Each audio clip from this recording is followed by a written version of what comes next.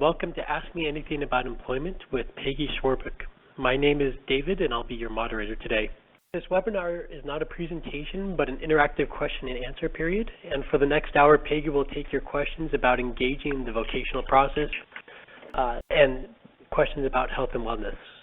Peggy works at the Collaborative Support Program of New Jersey, coordinating activities for the wellness industry. She is also part-time associate professor at Rutgers University. Peggy is involved in research, training, and consultation activities in the areas of wellness and health promotion, employment services, the role of peer support workers, and strategies for enhancing recovery through participation in valued occupations. Today's event is a part of the National Resource Center on Employment, jointly funded by the National Institute on Disability, Independent Living, and Rehabilitation Research and the Center for Mental Health Services. Content of this webinar does not represent the views or policies of the funding agencies, and you should not assume endorsement by the federal government. During the registration for this event, you are given the opportunity to submit a question in advance. Over the course of the webinar, we will alternate between questions submitted in advance and the ones you have today. To ask a question by phone, please indicate that you would like to in the chat box, and when called upon, you can press ** to unmute your phone. You may also type your question if you'd like, and I'll read them to Peggy on your behalf. Your participation is really important and critical to the success of this event. As a reminder, if you should have joined us by telephone, please make sure to mute your computer speakers before asking a question. It will cause an echo sound that is not pleasing to anyone listening. Welcome to the webinar, and I hope you enjoy the next hour. Peggy, we're going to get started with the questions submitted during registration. And if anyone would like to start typing questions they have now, please go ahead. How are you doing, Peggy? Great. Thanks very much for having me today. I'm really happy to be here and talk to you guys about, answer some questions and really have a good dialogue today about really physical wellness for work. Great. I'm really looking forward to that too.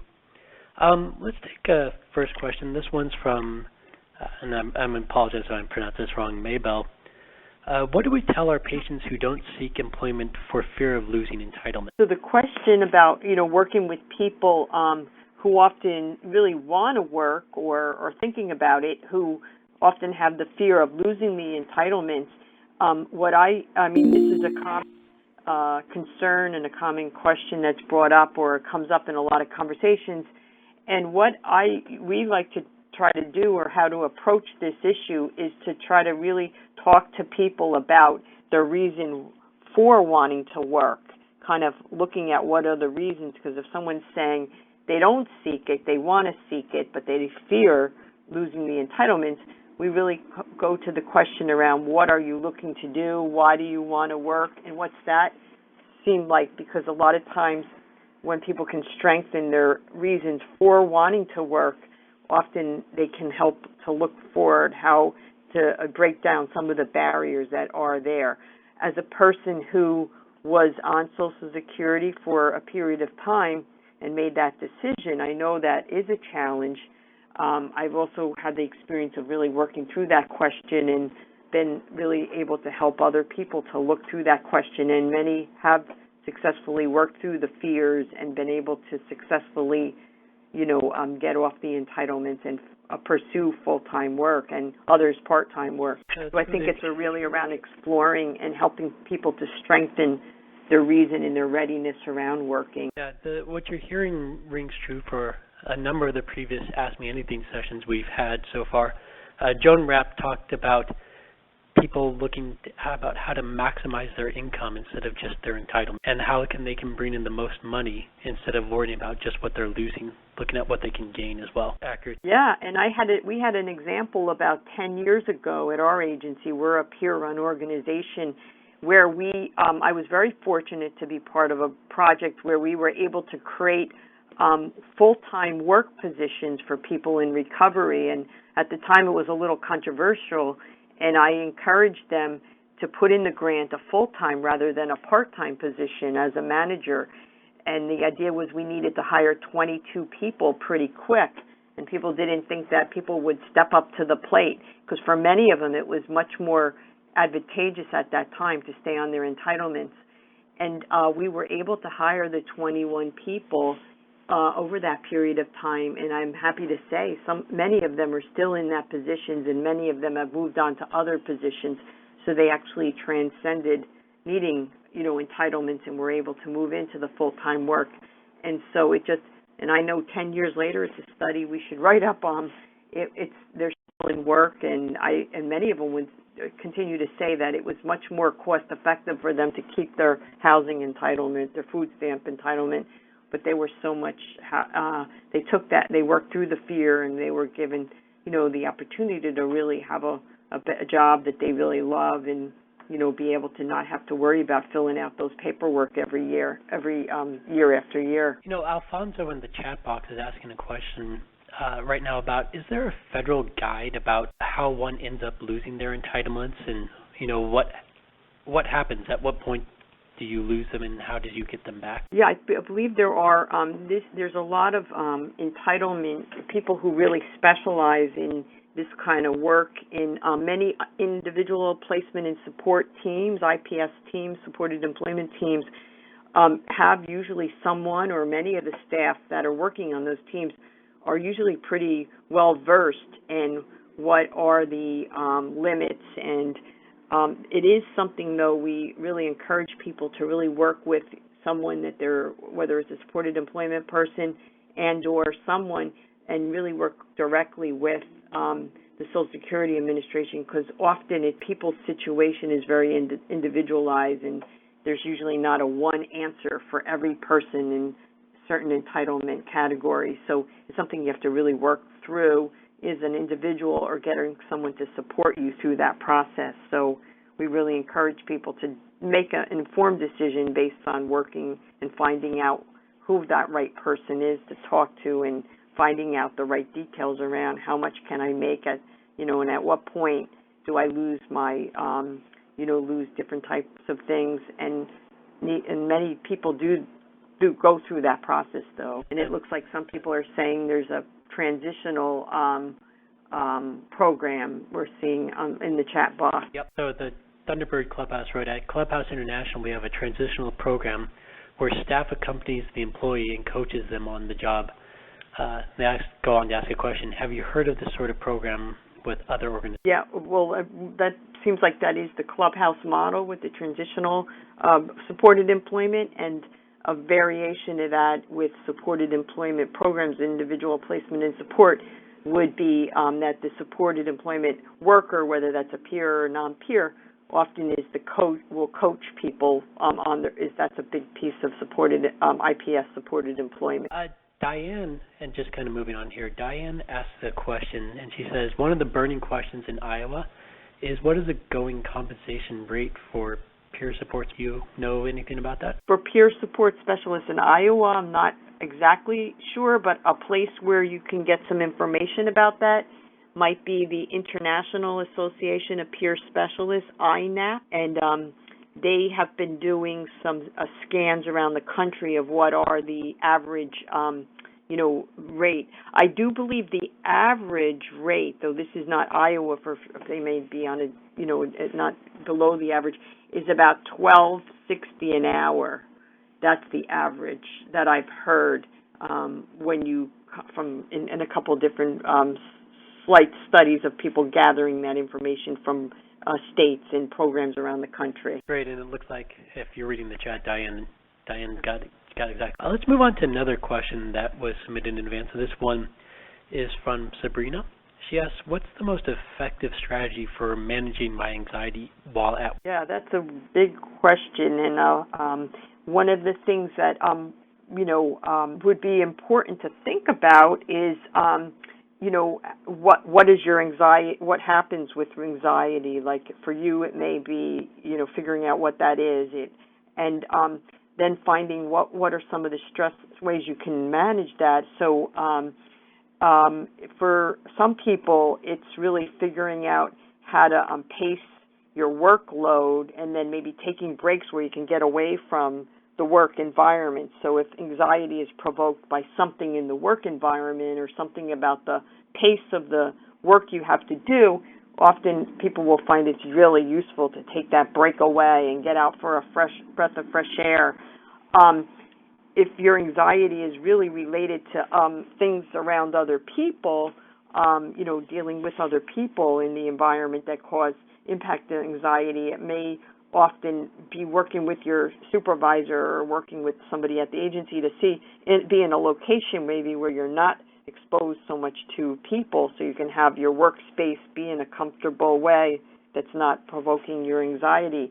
So it's really hard to know an exact answer for you, for sure, Sabrina, unless maybe you want to give us a little more general ideas about what happens. But the idea would be to be thinking about when the anxiety comes about and what are some of those things that are triggering it, and then figuring out, really most important in managing anxiety, what you can do. And that's really a powerful thing, because we can do things.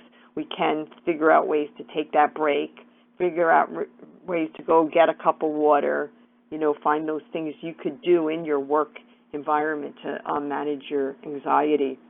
I had one example where, I was working at a state hospital, and one of the things that I found was really helpful was before, because I deal with a lot of anxiety too, is I used to almost do a meditation as I got to the job, and I try to do this in other jobs too, of doing almost a meditation before I get to the work and try to really clear my head of all the other things that are stressing me by the time I get there. And sometimes it's good when you have that separation of pulling out all those stressors in your mind so you can get to the work environment and then really be there in the environment. And that kind of really relates to a lot of mindfulness, being really mindful to be in the environment, especially getting rid of that anxiety, because a lot of times we bring anxiety from our home life or our other things in our life. But Great answer to this question. Two people in the chat box, Diane and Robin, also suggested people look at the RAP plans, or the Wellness Recovery Action Plan, as a way to help manage the stress. And an essential component of the RAP is that idea of figuring out those triggers, like I mentioned, and being really aware.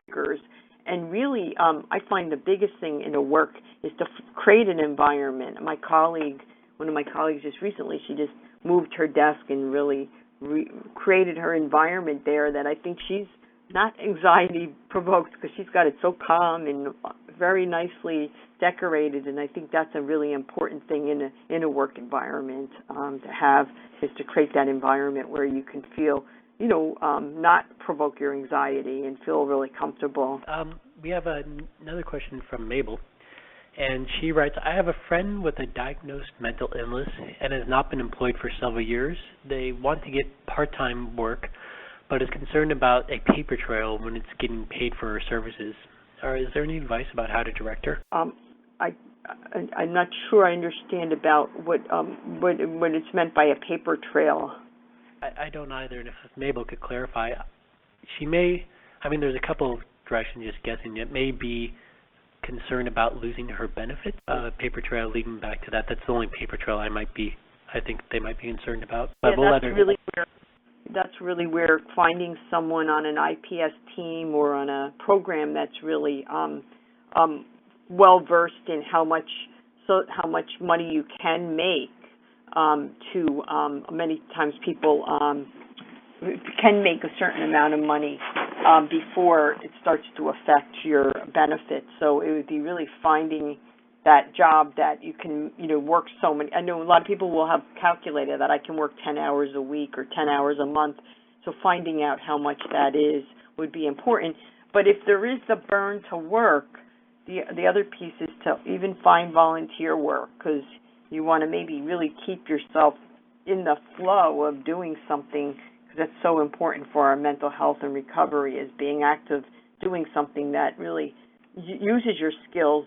You're productive and you're giving back to other people. That's going to be an asset when you eventually do get the full or part-time job you want. I'm going to recommend Mabel email us at scirehab@bu.edu with that same question. We can direct you to someone who can help with this particular, or get you a hold of someone who can help you sort this out. And that goes for anyone here who has a question that's super specific and they don't want to ask it in front of everyone. Send us an email, and we have people here who will reply to you and try to help you out as best I can. The question we have, and I'm just trying to stay in order here, comes from Robin, and she asks, how do we encourage employers to respect peer specialists and treat them more like professionals? Well, that's a real challenging question, but it's all doable. I think employer, really, I find what happens is I'm very fortunate. We have people really do value the peer work, and a lot of it is because we did a lot of groundwork on, for example, going in and educating employers and administrators, because administrators are really key about the value of peer specialist work. And I'm a big one for articles, so I'll pull out or I'll go online and pull down a really good review of the literature on the state of the affairs of peer specialist work, and there's some really, really good references I can shoot to you guys that you could bring. And when they read that, they read an article that's in psych services, psychiatric services, or in one of the journals, and they see, there's been this research or these researchers are talking about it. That's a powerful statement, and that's a great tool to bring in. And then bringing in somebody, if it's yourself or you need any help, I've helped people devise little in-services for administrators and staff, because what happens, and I've done a lot of work on this, of going into ACT teams and supportive housing teams and all these different teams that are bringing peers to their, to their service delivery, and working with the staff to help the staff educate what's the role. That's critical. What's the evidence is one question. What's the role? And how it's going to really help augment people's recovery and wellness. You really want to help make that the message. It's going to really augment their work, and it's going to help further people's recovery and wellness. And bringing those clear messages, and then working through the fears. People have fears that people are going to get sick, people are going to take their jobs. There's all the different fears. Those come out later, perhaps.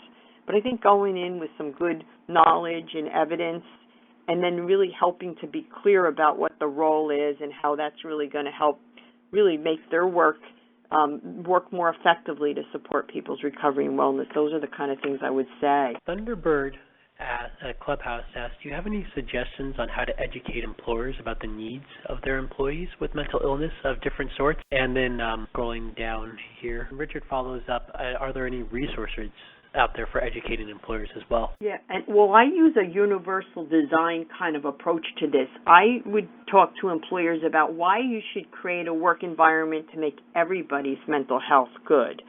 So you're not then coming in, because when you really boil it down, many people don't need that many accommodations. So going in from the perspective of the workforce could benefit from, they could do XYZ strategy, whatever strategy you might be encouraging, because the workforce could benefit. Because as we know, many people get stressed. Many people have mental health things they don't, come out with.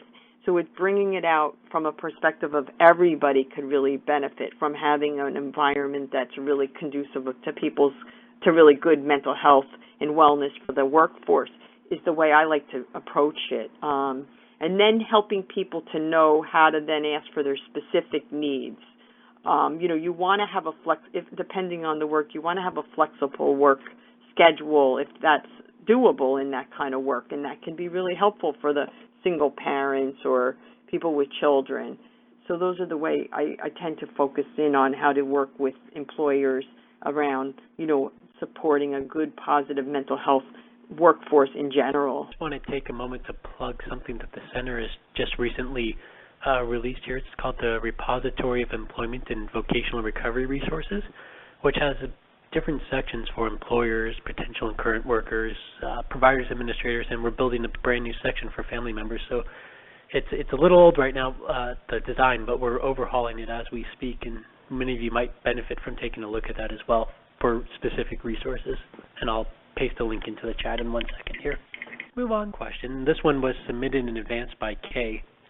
Kay writes, what can you do if your 21-year career ended because of mental issues and you have a physical disability? I'm interested in how to touch on the subject without looking unemployable. So it sounds like Kay's asked, it could be for yourself or someone else, and I guess the gist of what I'm seeing is is that your career, the career you were doing ended, and so there's some things that are getting in your way of doing that kind of work that you can't do any longer.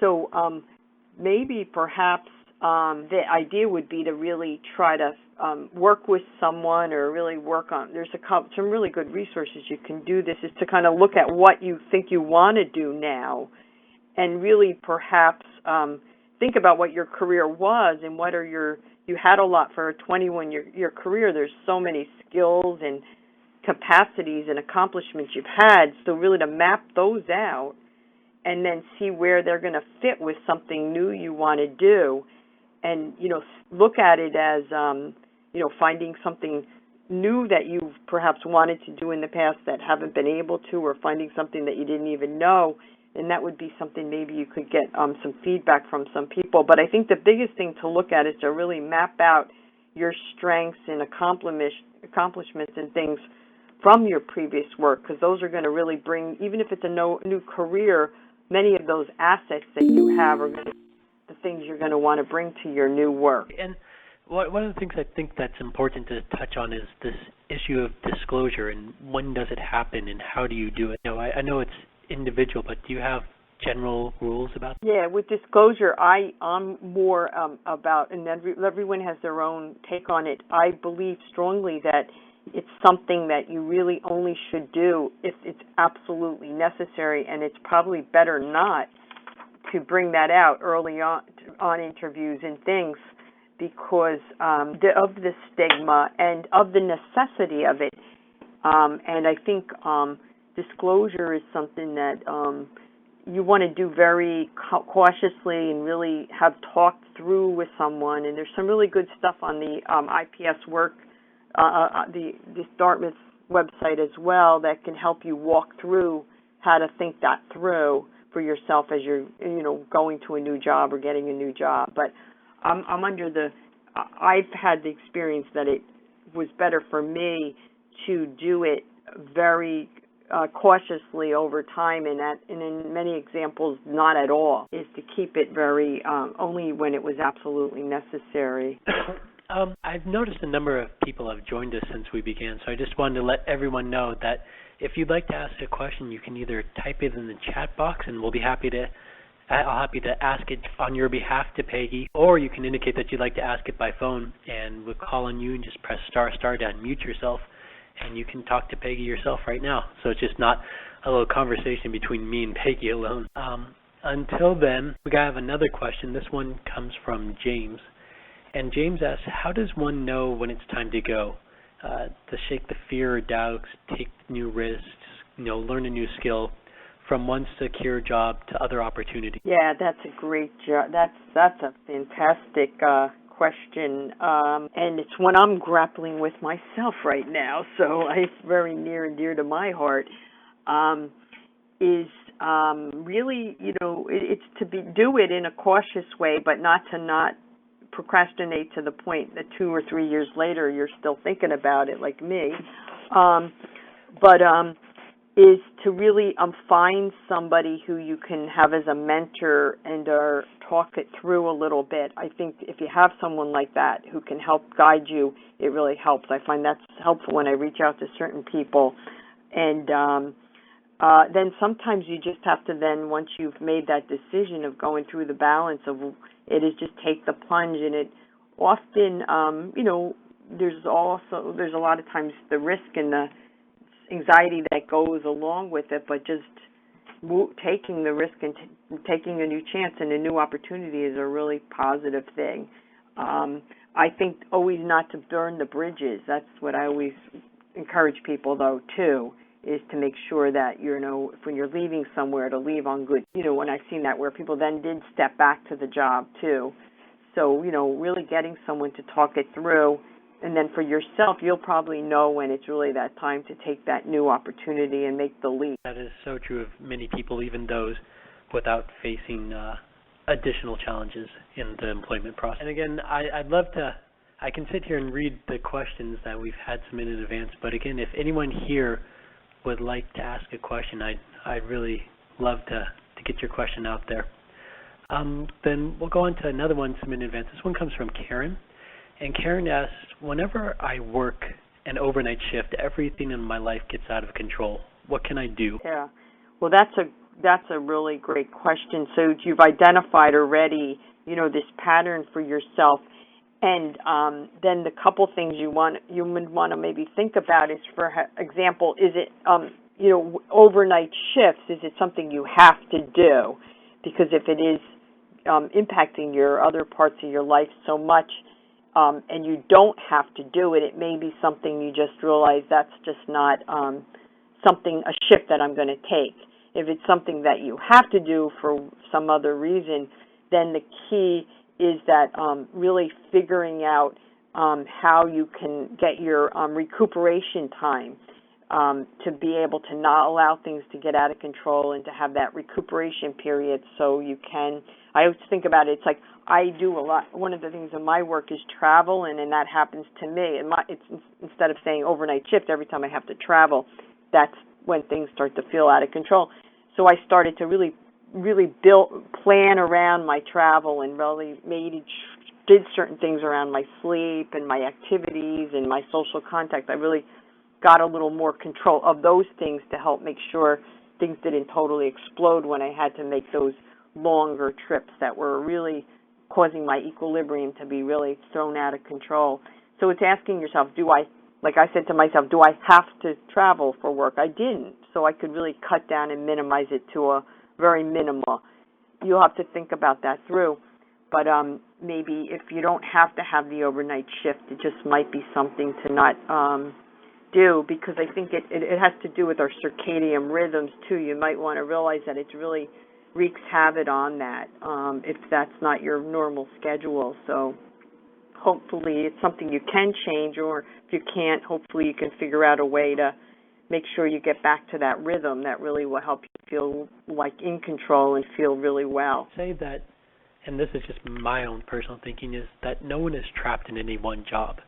And when James asked that question about how do you know when it's time to go, perhaps it's time to start looking for something different if you can't change the schedule. Mary had a question, and is I was told that the ADA will not protect me if I do not disclose it to my employer. Well, with the ADA, is you have to disclose if you need an accommodation, and to get an accommodation for whatever you need the accommodation, you will have to disclose to you you don't have to do it to your supervisor, but you have to do it within the HR, human resources function of the employment thing. So that's where you're making a decision. You need XYZ accommodation, and you'll need to get that medical documentation for that.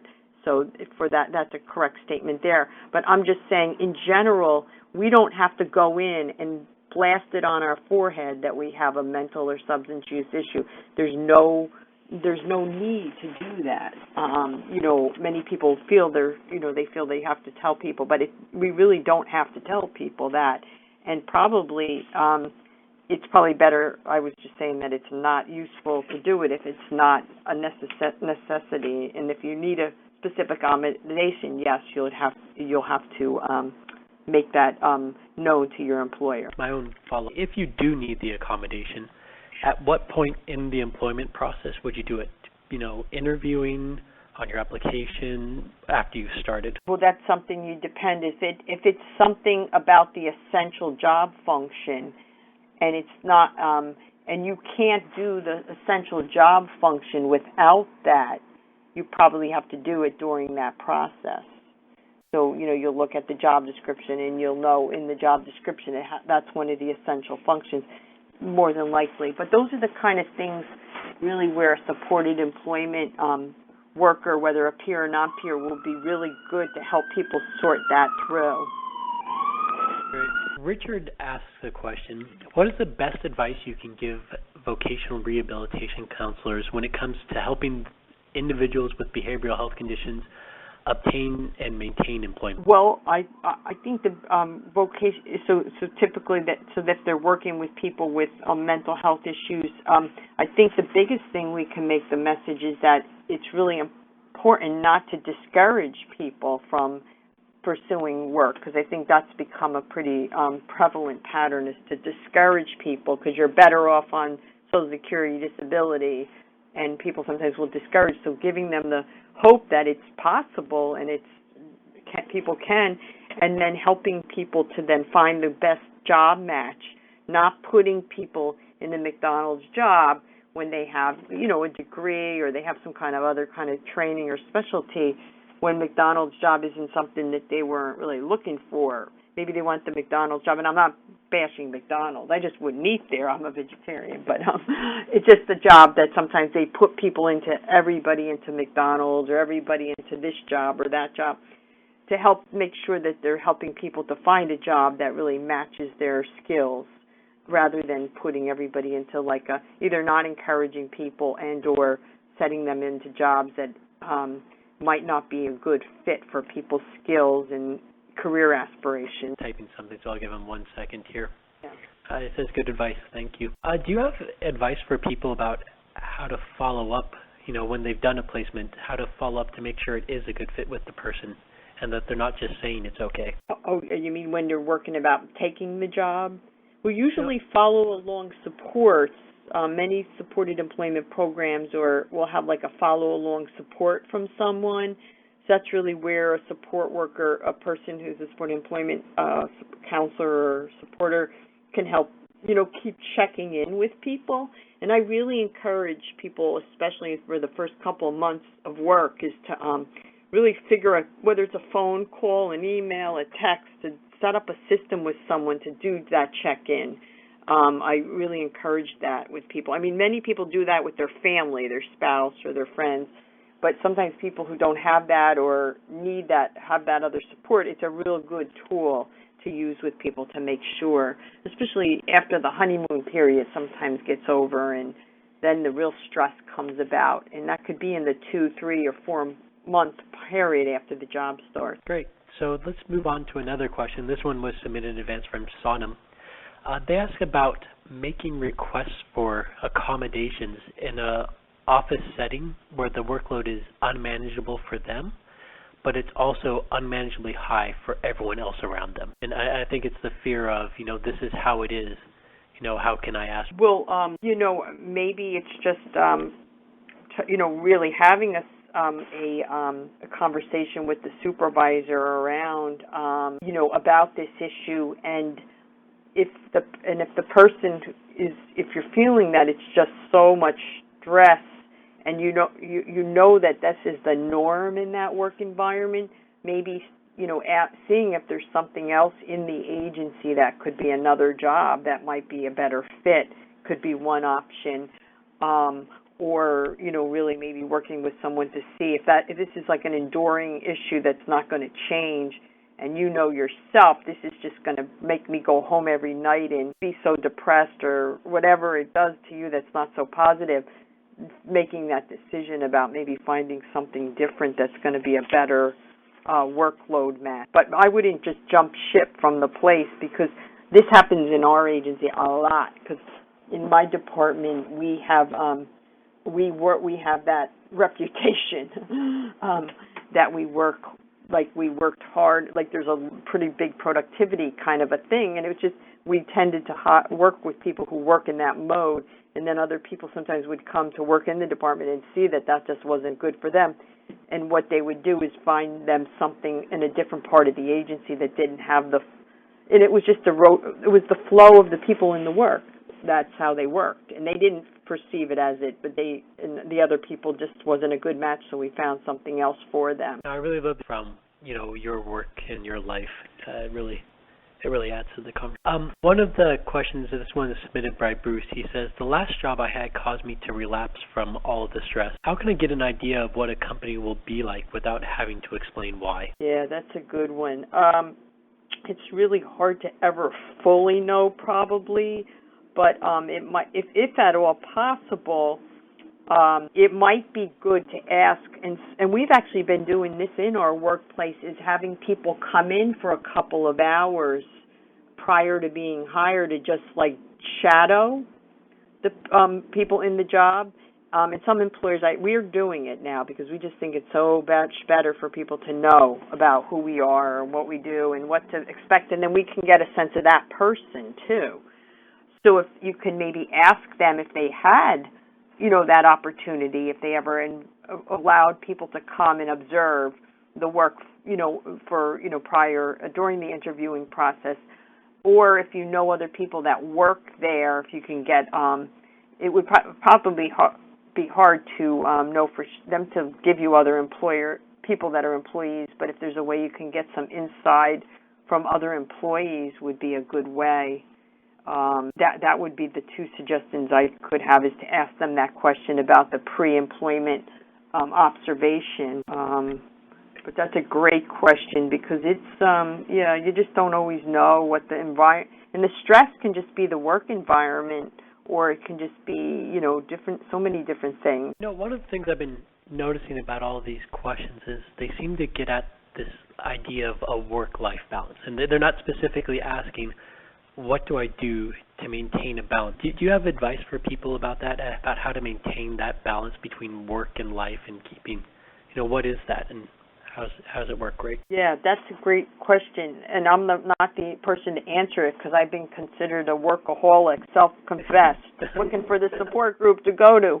But finally, actually, just recently, and I mean that was for 20-something years, because after being on Social Security and I never wanting to go back, I always had an extra job and always work. But thankfully, about a year and a half ago, I started to seek some solution to this question, thankfully. So I don't have any expertise, but I just have experience.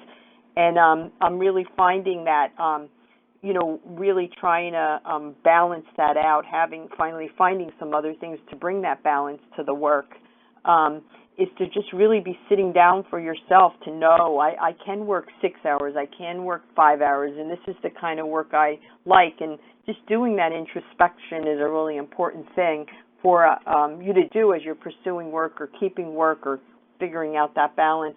And that's what I've done. Like I said, I was the overbalanced person, and my wheel of work was 90%. Now it's 70, 68, 70, so it's getting better.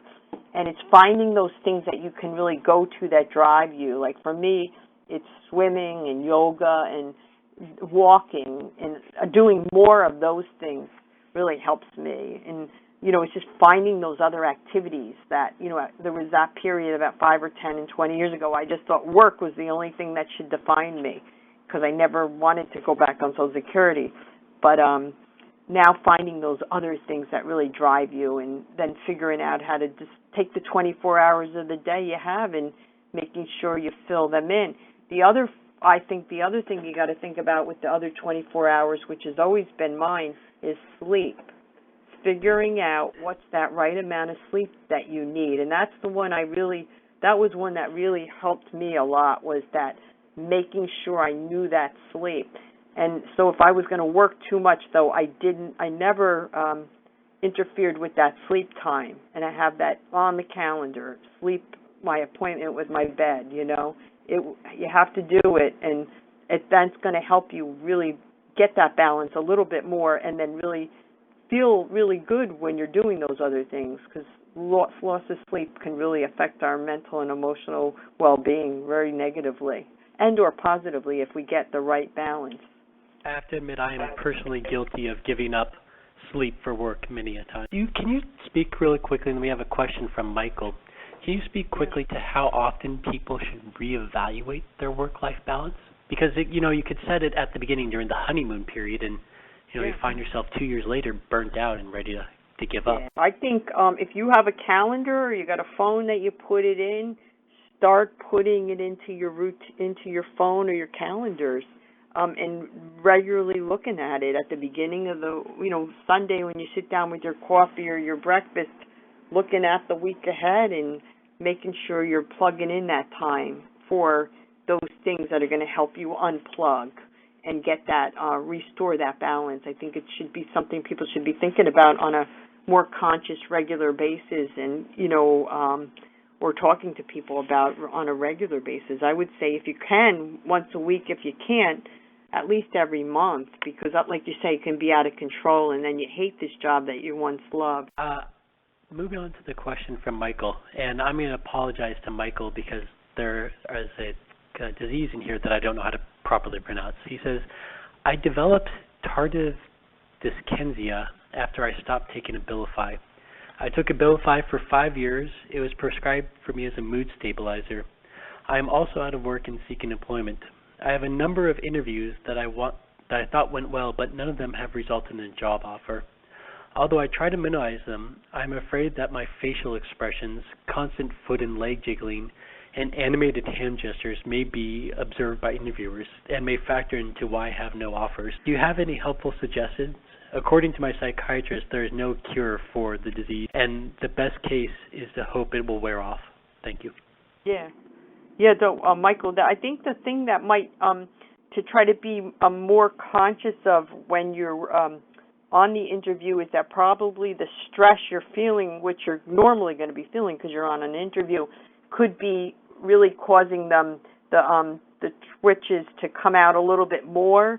So start to think more on ways you can either do more breathing, and then, for example, like with your hands, maybe keeping them in your pocket, and or doing things with your feet or legs that you know that you can get a little more control over them. And you won't have full control, because people perhaps are often just even thinking that as those are your signs of your anxiety, and they may see it as like being anxious. They may not know that it's tardive dyskinesia, and you don't need to tell them that, but perhaps thinking more about how you can sort of get a little more control over things. It may not totally not come about, but at least you have a little more control.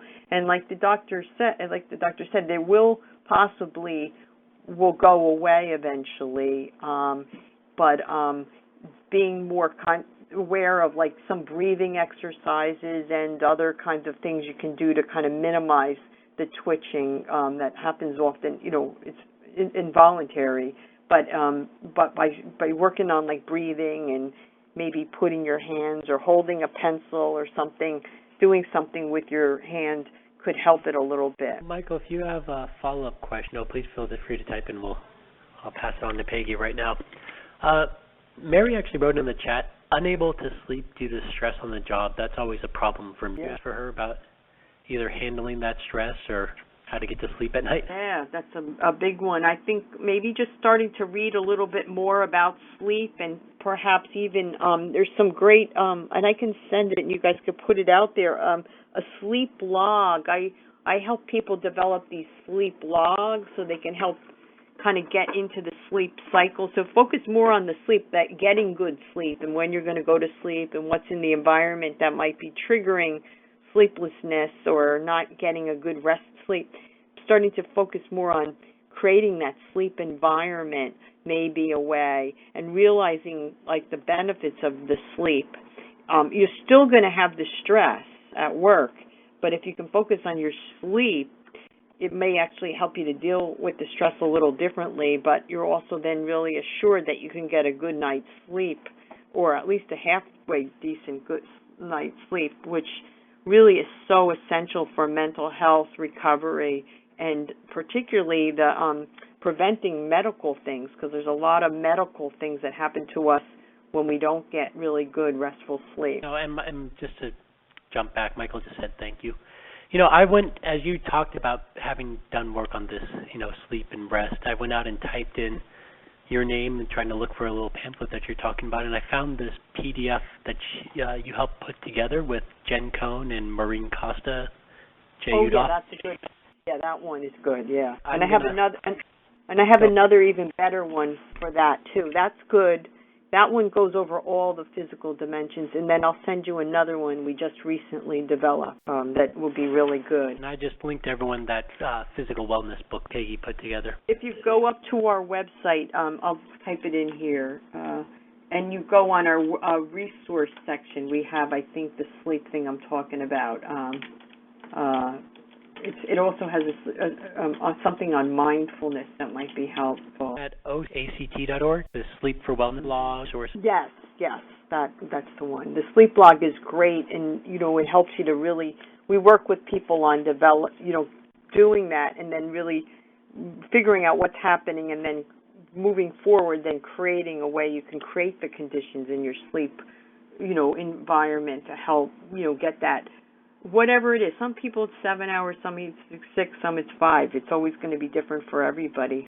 This question comes from Bonnie. And Bonnie asks, is there a short-term disability for part-time workers with a mental health diagnosis? She's a part-time worker, and she's trying to, with a mental health diagnosis. Is there a short-term disability for her?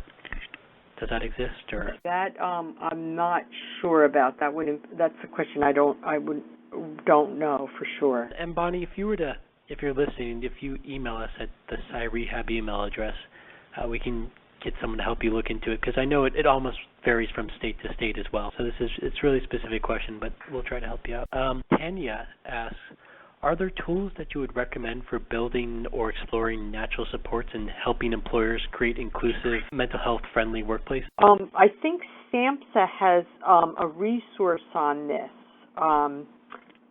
Maybe we can find that. SAMHSA did a big project on this not too long ago and it was geared towards employers.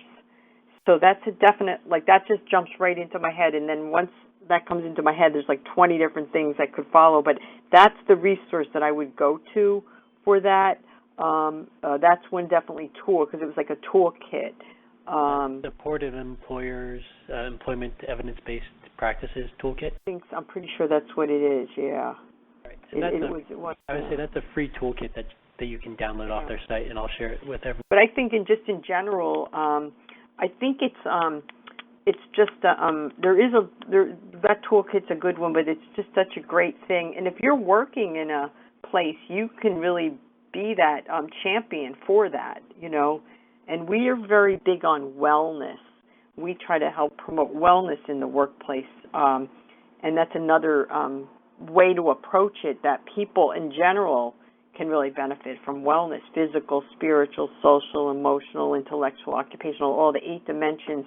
And that makes that's another nice way to make it really for everyone in the workplace. One that I'm noticing out here is there seems to be a resource out there for just about everything, and it's just finding the person who knows about it. So if you do have a question, ask someone, and if you don't know, they might know or know someone who will. I think the thing is being vocal about what you're trying to find help with, and not just keeping it to yourself. Jen wrote in the chat, and this is for Michael, but for the benefit of anyone who's just listening. Jen wrote, anxiety is not unusual for job interviews. Sometimes I find it helpful to acknowledge to the interviewer when I feel like I'm displaying obvious anxiety. Gee, I can't seem to think of the word. I guess I'm a little nervous. And Jen tells Michael that they don't have to know that it's TD. Let the interviewer just assume it's jitter. Yeah, that's such a great point. And that's really what I think they're thinking. And so that's just really... because a lot of people will get all, start moving their hands or whatever their nervous thing is, it will start to come out when you're... I think we're kind of wrapping up here. We haven't talked a lot about what employers can do themselves. And could you maybe speak to, a way that an employer can help improve wellness at work? What sort of, policies they can put in place, or programs they can look into? Yeah, well, the first thing that I would say is they got to look at their health insurance plan that they're offering their employees and making sure it's pretty decent, which that's very hard because it's complicated and doesn't bring a lot of cost to the employees. That's one thing we always try to do. But then making sure that it has some decent coverage, for both mental health and physical and wellness things, prevention type things. We also try to help in the workplace, try to do certain kind of preventive kind of things, trying to help when there's, doing things for employees, making sure there are healthy food choices rather than just donuts and really sugary kind of stuff, because that's going to be an energy drain and that's going to affect your mood and your stress. Having healthy food choices for the different events, understanding that, getting people to screenings, that's a big one we do a lot with, and they're trying to promote that in the workplace, is getting people screenings, especially indoor, we get around flu season or different kinds of illnesses that people may get. Those can really affect productivity and people's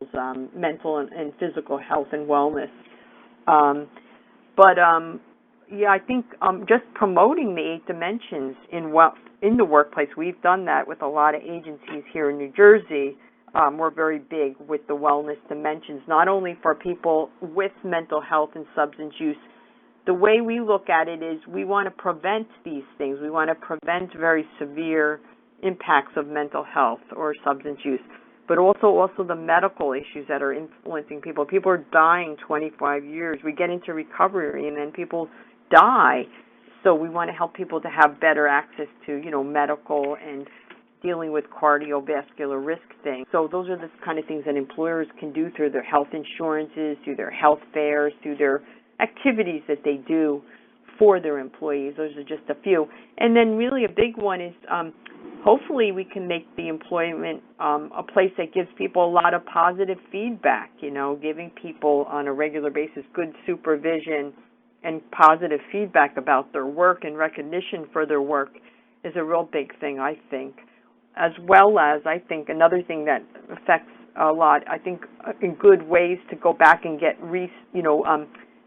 education. Many people could benefit from employers that, help support them going back to school or getting advanced skills and trainings are really good things, I think, in a workforce that employers to really help people's health and wellness, a few of the things. And I see a couple of people typing questions, and we're nearly out of time. So if you have it, let's get it submitted quickly. I'll ask one more, and this one is for my own benefit as we are building a family section for our recovery repository. Do you have advice of where the family fits into all of this? How they can support the wellness of the individual at work and helping keep the balance? Oh yeah, essential. Family, whether it's your parent or your spouse or sibling, families are often the supported employment person they become the default person many times. So helping people with their plans and pursuing them and working through the stress, there's the role for families. And then families also taking care of their own wellness. That's the big thing I try to promote with families that I know and my own family, is making sure they're taking care of their wellness so they can help be a supporter for someone who's, making that step of going back to work or making a career change. And so really helping to support their wellness, but definitely they play a major role, and they'll be a good person if they're doing a RAP. They can be the supporter or help people with RAP. And really, again, as it says there, Diane, that self-care for families, I think, because families play that big role in having their own self-care through taking care of their own health, physical health and mental health needs is real important. And if anyone's reading who wants to be involved in the development of the family section of our site, if you just email our Rehab, I'll get you in touch with the person running the project. I'm sure they'd love to have feedback. Well, that brings us to the end of the hour. Thank you very much for your time and answering everyone's questions, Peggy. I really appreciate it, and I'm sure the people have valued your input. Yeah, I really appreciate the opportunity. I didn't know we could go the whole hour, and I'm so excited to see all these questions, and I hope this was helpful and great resources. I'm a big fan of resources, so feel free to use what we have, and I'm so I benefited from what I've learned too. So thank you all very much for the opportunity. And thank you everyone for attending today. There will be more Ask Me Anything About Employments to come. Have a great afternoon, everyone. Goodbye.